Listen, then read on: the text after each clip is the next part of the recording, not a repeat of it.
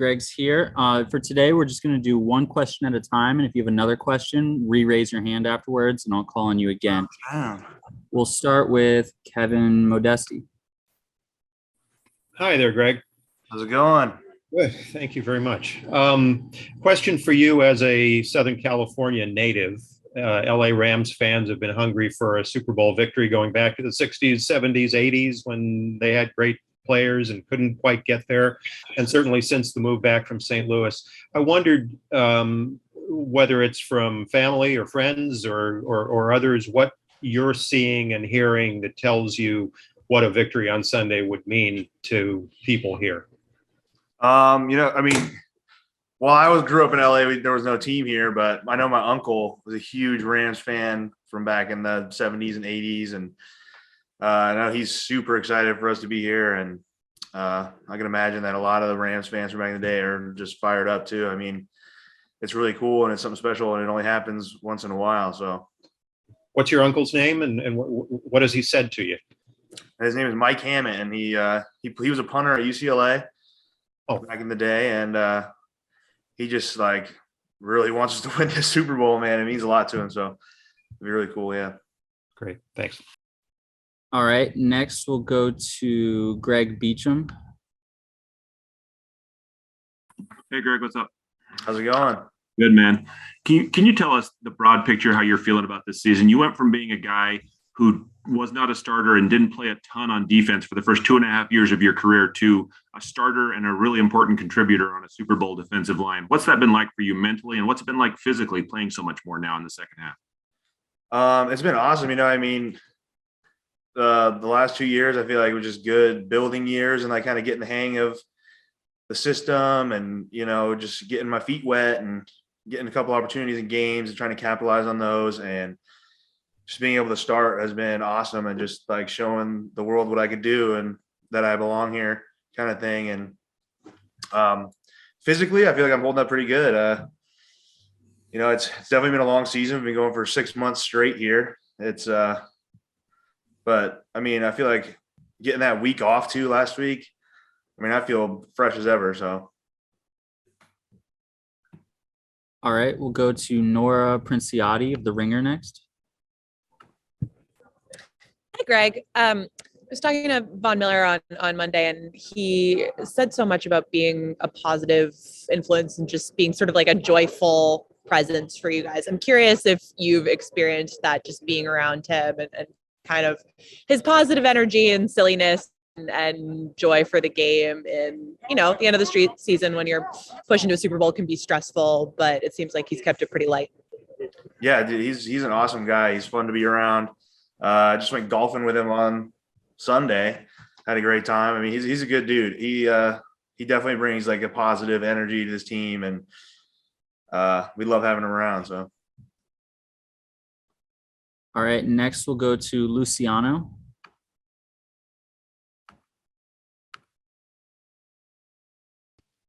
Hey, Greg, I hope we're doing well, and thanks for your time. This is Luciano Chapelain with Ensoners Latin American Network. Joe Burrow has been the most sacked quarterback this season and was even sacked 9 times against the Titans. However, he always manages to rally and keep on making big plays. What are the main challenges when facing a quarterback that never gets rattled? I think the biggest challenge, his ability to escape the pocket and make plays happen is second to none, really. I think I saw somewhere that he had the best QB rating outside the pocket. And just watching tape, I can see that he has the ability to throw on the run and throw while under pressure really well. I think the biggest thing is just going to be keeping him in the pocket, not letting him use his legs to get quick first downs on 3rd and 6. And we just got to keep him contained in the pocket, squeeze the pocket down. And even the best quarterbacks out there, if you're under pressure, it's tough to make things happen. So I think if we just, keep him in the pocket, keep him pressured all night, he's gonna feel us for sure. All right, we'll go to Jordan Rodriguez next. Hey, Greg, what's up? How you doing, man? How's it going? Good. So kind of a weird question, but I heard from one of Eric Yarber, Coach Yarb's former players, that he kind of teaches hand fighting and leverage points to his receivers in a similar way that Henny teaches the defensive linemen or that defensive linemen are taught. When you watch Cooper and Robert, especially, is there anything in that? Is there anything to that to you in your mind when you watch how they get off the line? 100%. I think it is pretty similar. I mean, it's kind of like a pass rush move. They got like a old lineman in front of them and they're trying to get past him. So they do a lot of swipes and chops and stuff like that. And I could definitely see that for sure. All right, we'll go to Michael Duarte next. Hey, Greg, congratulations on making the Super Bowl. Thank you. So my question for you, as a LA native, as a Southern California native, how special is it to be playing at the first Super Bowl back here in almost 30 years? And just what is the fact that the Super Bowl is here in your backyard and where you grew up been like for you as far as ticket requests and friends and people you grew up with all hitting you up right now? It's been cool, honestly. I mean, I had some friends that came to a bunch of games this year. And it's been awesome just being like, just going to the Super Bowl and having it be in LA is just a huge plus. You know, it's a lot of friends and family down here and it's really cool. So. And just one follow up, there's 5 others on the team with you. Southern Cal, Robert Woods is another guy like that. Eric Weddle, Southern California guy. Do you guys ever talk about the fact that you're from this area and just how cool it is for it to be happening here in LA? Yeah. I mean, I talk to E-Dub all the time and he's super excited to be here. I mean, I was just talking to him and like, this is like his 15th year in the league and this is his first chance to go to a Super Bowl. So I'm super pumped for him. And I know he's super excited. So it's really cool. Yeah. All right, guys, let's try to keep it to one question. If you got a follow-up, just raise your hand again afterwards. I'll try to get back to you. Now let's go to Steve White. Hey, Greg, Steve White, NFL Network football as well. Sean and Eric have talked about how you guys have really done a great job of resetting the line of scrimmage, getting, constant penetration, whether it's the run or pass. What have you guys learned throughout the season to kind of do that in harmony as to where you're peaking right now to be able to do that? Well, I think, we had an addition of Von Miller like midway through the season, and it does kind of take some time to like get a feel for the guys you're rushing with and what they like to do. And kind of like we all have to work together. Like if I take the B gap high, then like the edge guy has to know to come underneath me or like with Aaron Donald, So it takes some time to like get a feel for each other and how each of us rushes and how to cover each other up and to work well together. And I think we've kind of just hit our stride in these playoffs, really just like figuring out how we like to rush together and figuring out what stuff works for each other. And so, yeah, I think that's where we're at right now. And we're just, like you said, we're peaking at the right time. All right, we'll go to Claudia next. Greg, congratulations. Thank you. The Rams have a very strong defensive legacy, especially the pass rush and stopping the run. How much do you guys feel that in the facility? I mean, obviously we have a lot of good players on our defensive line with Vaughn, Flo, and AD. And I think, you can't help but just rely on those guys and know that they're going to just do their thing every week. And everyone in the building knows that they're going to take care of business. So it's definitely, yeah. All right, we'll go to McKenna Keel next. Hi, Greg. McKenna Keel, Pac-12 Network. Congrats from the entire conference on making it to the Super Bowl. And Thank you. hopefully we'll see you out there back in the pack. With that, I was wondering if you could take a moment to reflect back on your days at UW and how your experience there has prepared you for this moment and the spotlight that you're in this week. Mm-hmm. Yeah, I mean, at the University of Washington, we did pretty well while I was there. So I'm kind of used to playing in big games, and it definitely helped me, like just the way we trained there and the way we practiced and all that kind of stuff just helped me get to where I am today. And I really appreciate the University of Washington for everything they did for me. And those are some of the best years of my life. Go Dogs. All right, next we'll go to Dara Mar. Hiya, Craig. How's it going? Greetings from Dublin in Ireland. Congratulations on making it to the Super Bowl. You've had a fantastic year this year, double-digit tackles, most sacks of your career. Can you sort of point at anything in particular that has helped your game improve so much? I think a lot of it has to do with the guys I get to play next to. they help me make a lot of plays just by getting me freed up. You know, like Aaron Donald takes a lot of the doubles, lets me get single blocked a bunch. And really when that happens, I really have no choice, but I have to make the play. The guy with the single blocks got to make plays. And that's kind of what's been happening this year. So I'm really blessed to be in this position that I'm in and blessed to play with really good guys next to me that help me be better. All right, we'll go to Gabrielle Zoda next. It's Gabriel Zoda, WRHU, New York. First of all, congrats and good luck on Sunday. But you're going up against a good offense. You guys definitely a good defense. What's going to be kind of that X factor that kind of gets you over the edge on Sunday? Like I said, I think it's going to come down to keeping Joe Burrow inside the pocket and forcing him to make throws and not letting them extend plays. You know, when quarterbacks get out of the pocket, it gives receivers more time to run their routes and stuff. So we got to keep them in the pocket and not let them get those extra extended plays. I think that's going to be the biggest key this weekend. All right, we'll go to Stu. Hey, Greg, how's it going? Good. How are you? Great, man. What stands out to you, or what's maybe the first thing you notice when you're lining up and playing alongside A'Shawn Robinson on the defensive line? I mean, A'Shawn is an animal out there. He's been playing so good.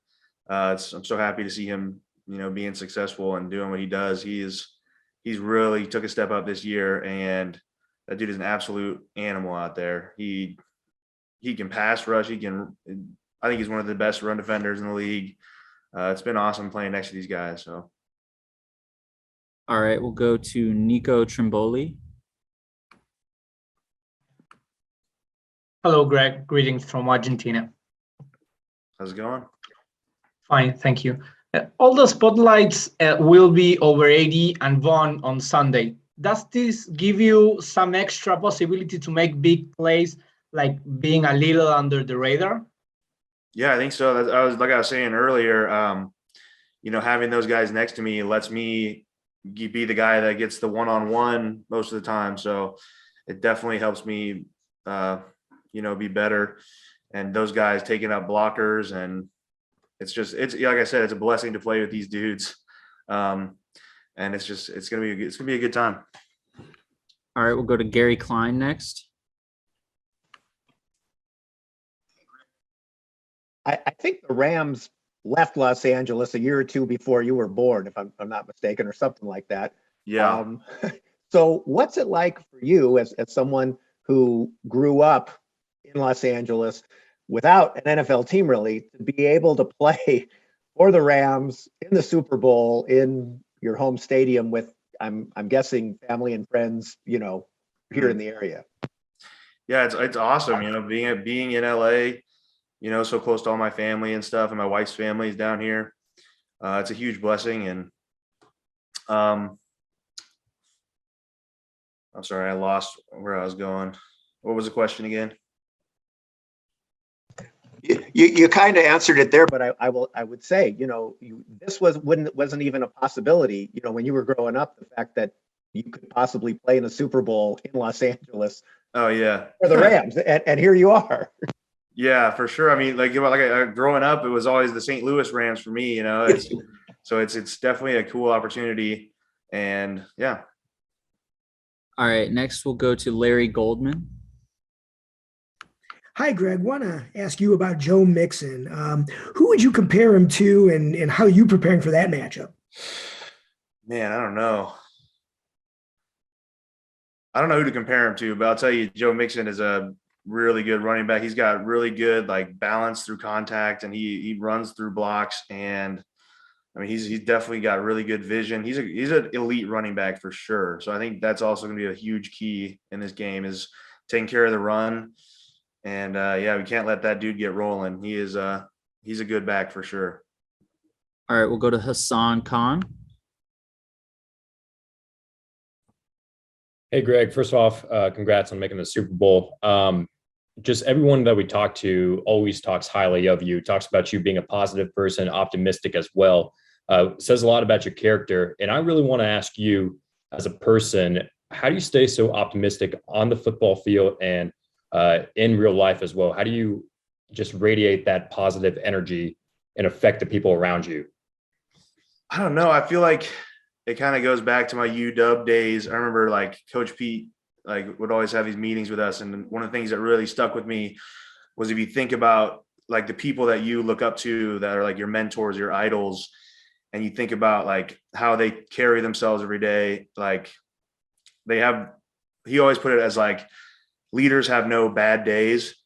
So I kind of like took that to heart and try to like whatever I'm dealing with at home or whatever, I leave it at home. And while I'm here, it's all about football and having fun with my friends. And yeah, so I try not to have any bad days. All right, we'll go to Alec Lace next. Greg, what's doing? I host a show called First Class Fatherhood. It focuses on fatherhood and family life. So take me back to the home there. How did becoming a father kind of change your perspective on life? And I know you got 1 and 1. Are you going to try to break the tie with a third? Oh, I think we're cutting it off at 2 here. My kids are pretty close together. They're only like 15 months apart. So we're really going through it right now.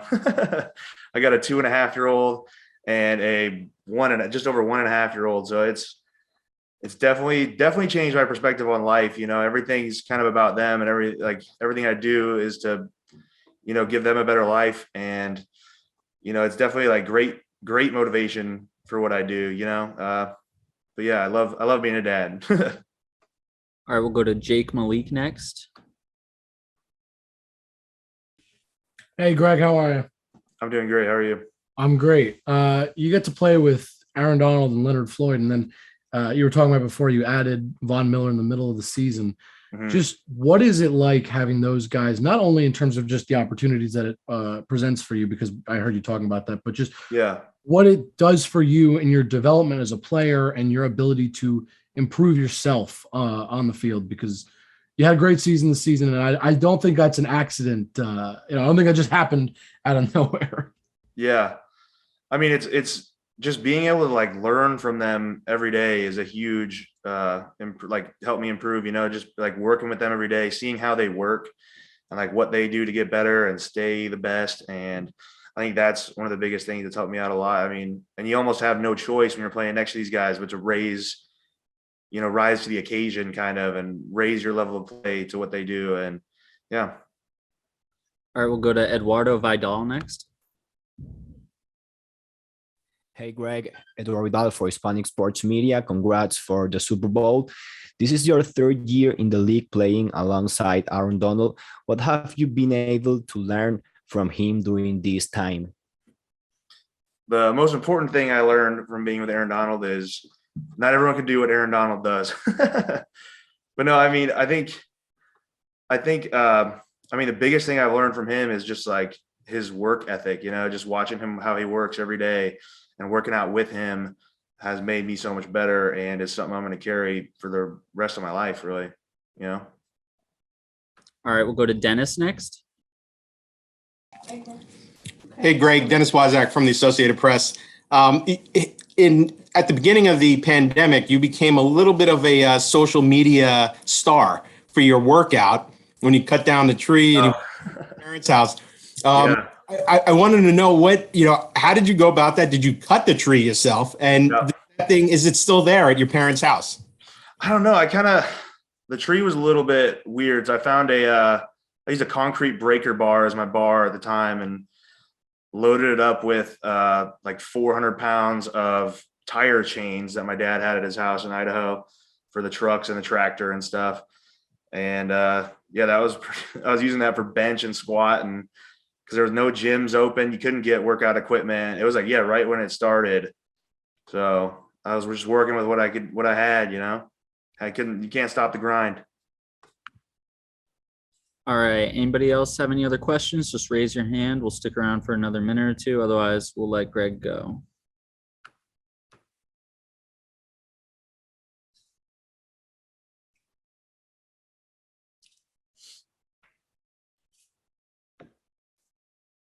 All right. Well, if that's it for Greg, we're now past the 30-minute window. So thank you guys for all your questions. And thanks for your time, Greg. Have a good day. Thanks.